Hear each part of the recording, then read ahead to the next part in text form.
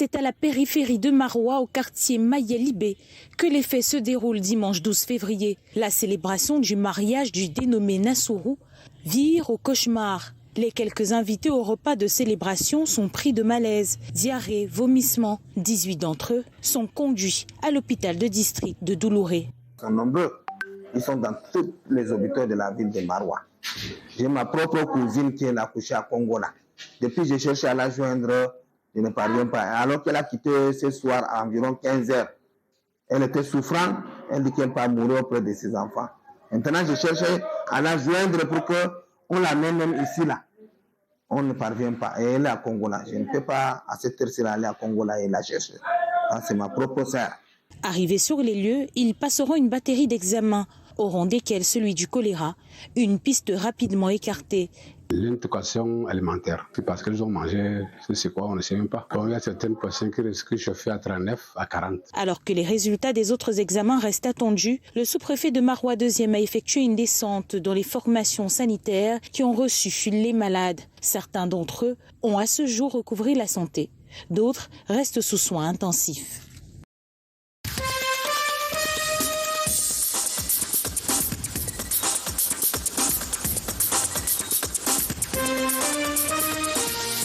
On aurait cru un dimanche de Pâques dans cette paroisse de Mvormeka, dans la région du Sud Cameroun.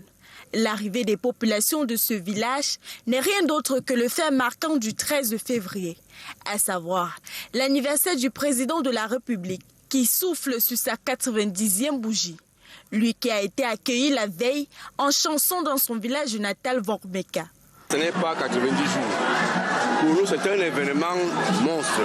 Parce que depuis hier à son arrivée, nous avons manifesté beaucoup de joie. Nous avons manifesté beaucoup d'enthousiasme. Et aujourd'hui, on a consacré ces 90 ans au Seigneur. Pour qu'il ait encore beaucoup de force, beaucoup de sagesse et beaucoup d'intelligence, puisqu'il puisse continuer à diriger ce pays comme il a fait dans le passé. Quelques membres de la famille de l'homme du 6 novembre et certaines personnalités se sont jointes à cette célébration. Chacun de nous doit respecter la vie humaine. Elle est sacrée. C'est ça.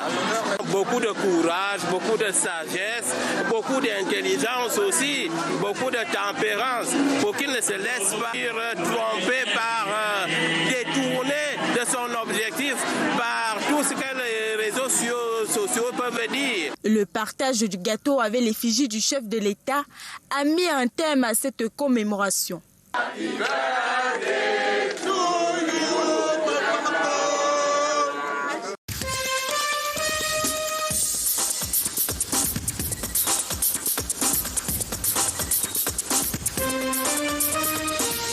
La jeune fille du Djaïlobo est appelée à choisir les filières scientifiques. L'ingénierie est une voie ouverte pour elle.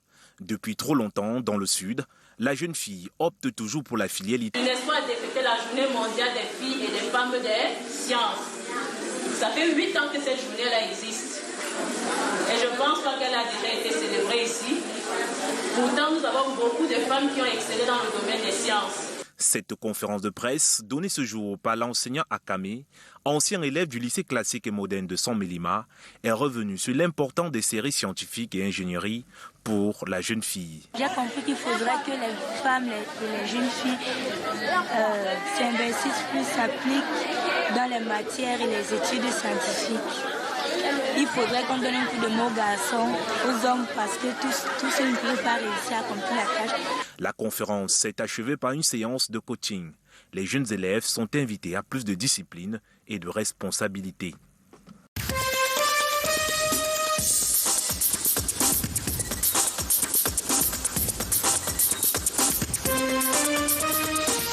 Perspective d'accélération et approfondissement du processus de faire cesser la centralisation.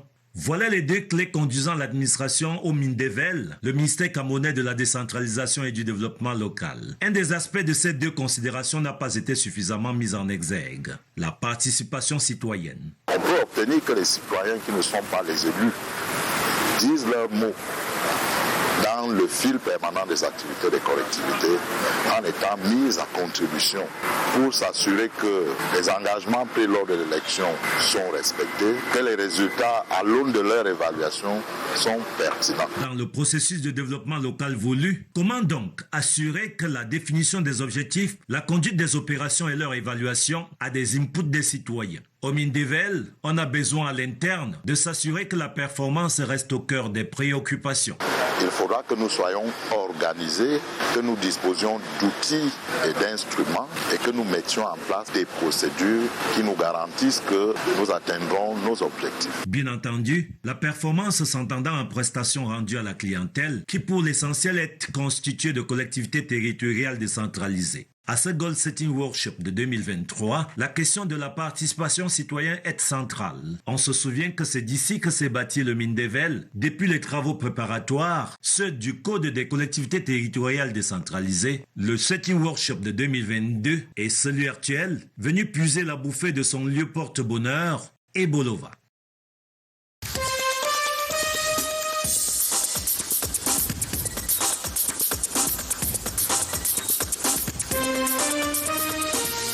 C'est au total 59 apprenants des 5e promotions des auxiliaires de vie et 4e promotion des aides-soignants de l'école des infirmiers de Garoua-Boulaye qui viennent de recevoir leur diplôme. Les enfants sont nettement outillés, ils sont vraiment outillés pour aborder le travail sur le terrain. Le programme a été suivi de fond en comble, surtout que Garoua-Boulaye est un milieu calme là où l'élève peut bien fréquenter.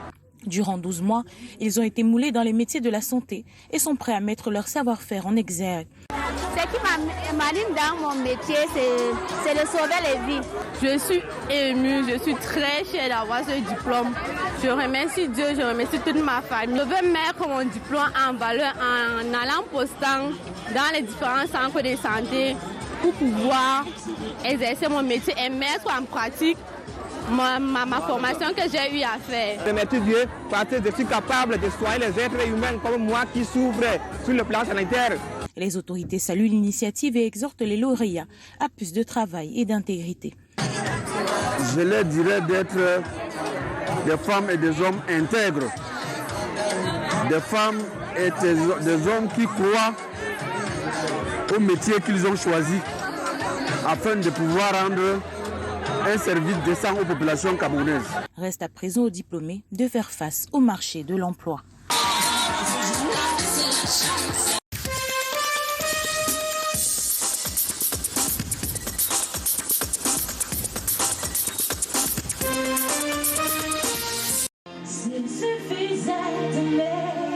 Des couleurs vespérales spécialement pavoisées sous le charme du dieu de l'amour.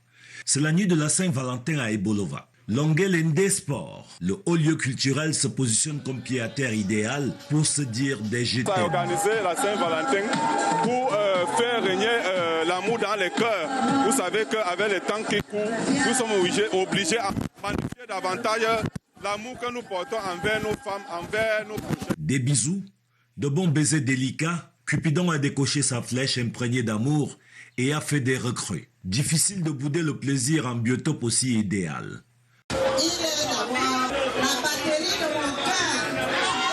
Sur cette emprise, l'amour consiste à être bête, mais ensemble. Papa Moïse et sa chérie, sans artifice, refont ici le film des 50 ans de mariage et de Do I Love You. Le bonheur existe. Il est dans l'amour et est la preuve.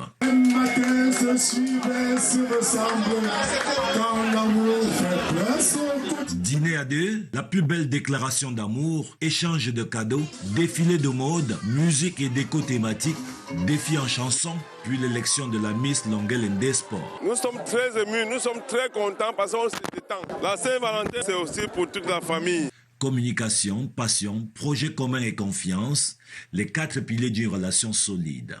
Voilà qui a meublé la Saint-Valentin des couples irradiés par Cupidon et de sortie à Ebolova.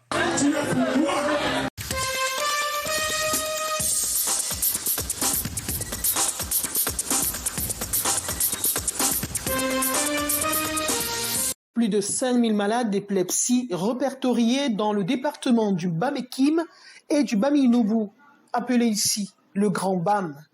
C'est le centre de santé catholique de Ntui qui, depuis belle lurette, sert de centre pilote pour soigner des personnes souffrant de cette maladie, qualifiée ici des maladies de la honte. Dans la contrée ici, on sait que c'est une maladie de honte.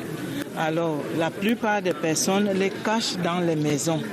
Alors, pour aller vers eux, on est obligé d'aller dans les familles et dans les familles sensibiliser et pouvoir les ramener dans le centre. Pour la 8e édition de la Journée internationale de lutte contre l'épilepsie, le ministre de la Santé publique, Manaouda Malachi, s'est rendu à Ntui pour un moment de communion avec des malades. À l'occasion de la célébration, comme vous le savez, la 8e journée internationale de la lutte contre l'épilepsie, mais davantage aussi dans cette démarche quotidienne, dans cette démarche que nous avons instituée, celle d'évaluer, n'est-ce pas, le fonctionnement de nos formations sanitaires. Là, nous allons mettre un accent particulier sur la lutte contre l'épilepsie. Comme vous le savez très bien, c'est une préoccupation de santé publique ici. Là-bas, séance tenante, Manaouda Malachi tient une réunion de travail avec les autorités du département, les élites, les religieux. Objectif, s'imprégner de la situation sanitaire.